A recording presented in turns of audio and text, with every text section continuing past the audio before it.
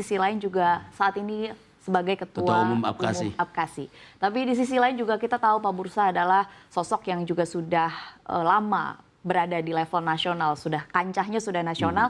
Kira-kira strategi apa yang akhirnya diterapkan dengan posisi Bapak Bursa yang sudah dikenal di Indonesia untuk menarik investasi ke Kabupaten Lahat? Ini problem kita, Bu. Saya ada Expo Apkasi tanggal 28-30. Saya ada briefing seluruh bupati agar Expo ini jangan seremonial. Dari sini kita melakukan transaksi, memperkenalkan produk. Kita bisa mempertukarkan produk antar kabupaten. Contoh begini, Lahat kuat kopi. Saya sudah ketemu dengan Bupati Blora, dia punya produk jati. Saya akan pertukarkan ke Lahat nanti. Saya buka gerai jati di Lahat, dia buka gerai kopi di Blora. Begitu juga nanti, misalnya ada satu snack satu kabupaten, kita ada kopi kita pertukarkan.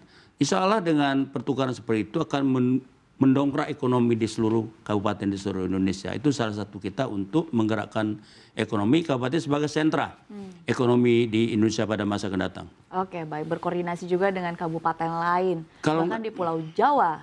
Jadi gini Bu, kita akan mengatasi karena penduduk kita kan 288 juta. Ya. Cukup kita untuk mengatasi produk nasional kita. Baik padi, kopi, cengkeh, coklat, ya, beras dan sebagainya kita pertukarkan.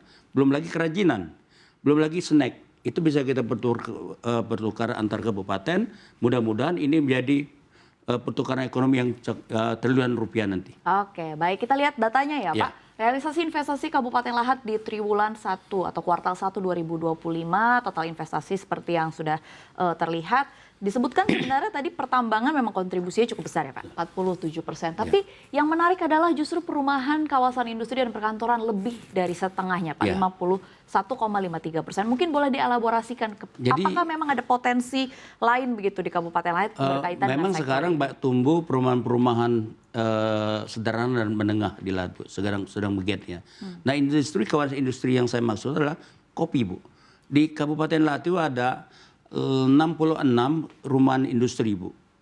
Tapi merek kopinya masih beragam. Ada merek gelas, merek cangkir, merek sepeda itu. Nah sekarang saya satukan namanya Kopi Lahat, Bu.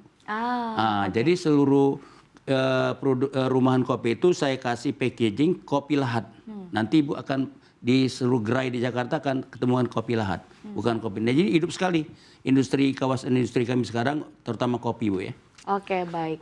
Lalu kalau dari sektor-sektor lain, misalnya dari hotel dan restoran, saya dengar juga memang dari Kabupaten Lahat juga sedang konsentrasi, begitu. Mungkin boleh diceritakan Pak potensinya dan juga nanti rencananya targetnya akan berkontribusi berapa besar di tahun-tahun ke depan? Di samping hotel, Bu ya, kita akan kembangkan banyak restoran yang berasal dari makanan daerah, Bu ya. Jadi pada tahun ini udah beberapa tumbuh restoran yang menyajikan makanan daerah. Di samping itu restoran-restoran yang bercorak Eropa juga ada, Bu. Sudah mulai tumbuh di Kabupaten Lahat. Nah kalau hotel banyak, tapi belum ada hotel baru. Sudah ada 10 hotel Kabupaten Lahat, tapi ada 1 bintang 5. Saya pikir investasi kita akan lebih besar. Ada rencana tambahan hotel yang proyeknya besar 720 miliar, satu hotel pinggir Sungai Lematang. Tapi sekarang belum ada deal sama izin dari pemerintah daerah. Mereka sudah datang. Oke, baik. Tadi beberapa kali Pak Bursa menyinggung berkaitan dengan kopi. Nampaknya memang Pak Bursa cukup bangga begitu ya dengan sekali, kopi hasil dari tanah Lahat begitu, kopi Lahat sendiri. Kira-kira apakah ada strategi khusus? Karena kita tahu bahwa kopi di Indonesia luar biasa beragam dengan rasanya, dengan aromanya yang beragam, supaya kopi di Lahat ini tetap menang dan bahkan bisa menang ke kancah internasional. Sumatera Selatan kopi terbesar di Indonesia, Bu. Salah satu di Kabupaten saya Lahat. Satu tahunnya produksinya lebih kurang 56.000 ton satu kabupaten. Jadi kita akan bikin hilirisasi nanti, satu dalam bentuk roasting ya, samping green bean, roasting, kemudian bentuk bubuk.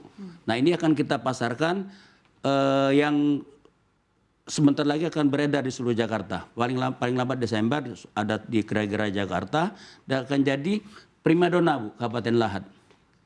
Ibu Gina kira-kira gitu. Baik, tadi kita sudah bicara berkaitan dengan investasi dari berbagai sektor yang luar biasa, angkanya sangat membanggakan. Nah, sekarang kita akan bertanya atau membahas berkaitan dengan efeknya yang langsung harusnya terasa di masyarakat Lahat, yaitu berkaitan dengan ketersediaan tenaga kerja. Pak Bupati, kita lihat datanya di slide selanjutnya. Yaitu berkaitan dengan realisasi penyerapan tenaga kerja Kabupaten Lahat Sumsel. Mungkin boleh dijelaskan, Pak Bursa, sektor apa kira-kira yang pada saat ini sedang menjadi top of mind dari ketersediaan tenaga kerja di Lahat? Saya nggak baca keseluruhan Bu ya, tapi yang paling top itu sektor kopi Bu. Jadi sektor kopi banyak sekali. Sudah snack, kita ngirimkan snack Bu. Di Lahat itu ada kue semprong, itu sangat terkenal. Kita support apa namanya dengan modal pemerintah. Kue Mumbai Bu, 3 Bipang, tahu Bipang ya? 4 kita ada rumahan batik daerah.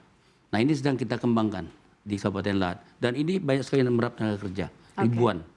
Sebentar lagi kita akan ada pusat rekreasi Rembang Kemambang. Itu juga akan nyerap 200-300 tenaga kerja di tanah yang 13 hektar. Desember nanti akan dibuka.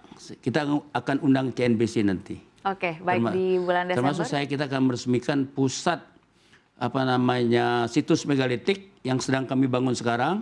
Nanti mungkin CNBC juga akan kita undang. Itu akan banyak menampung tenaga kerja. Oke, baik.